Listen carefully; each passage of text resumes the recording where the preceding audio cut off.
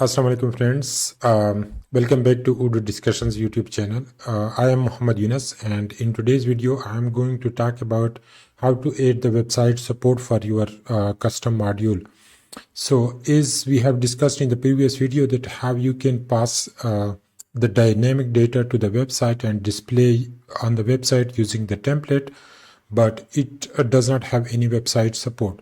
For example, if we go to the screen and if I show you the Odoo website default view, here you can see at the top some of the menus, and you have the option to log in, and once you log in you have the account and portal access, and you can have the footer as a default Odoo website. But in our case, we don't have any of such features, and we can also customize this view if we click on the edit button, and then we have different drag and drop options to to change the design.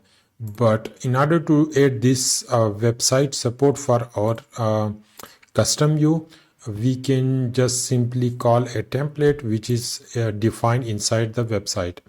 So this is our template, which is our customized one. So let me remove the commented code, and here we need to add the website layout. So before adding the website layout, we need to add like the website module in the depends section, and in the controller the website is equal to true parameter should be added.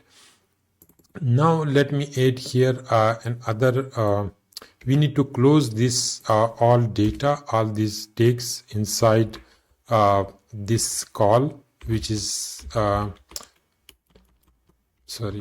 call is equal to website dot layout, which will add the website support for this page. Add here. So we need to close it here, and then I need to just restart Odoo service and then upgrade the module. So go to apps, click the upgrade button to upgrade the module. So the module has been upgraded. Let me go here and let me refresh this page. So once I refresh this page, it will add the website support for this custom page that we have developed. So here you can see header at the top. We have the option to log in and log out, and we have the editor option here also.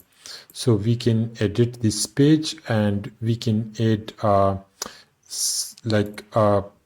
add sections, and we can add some blocks here to improve this page. So this is how simply you can add the website support and header and footer to our custom template. So thank you for watching this video. If you find this video useful, please hit the like button, subscribe to our channel, and also don't forget to click the bell icon so that you can get the updates of the upcoming videos. Thank you.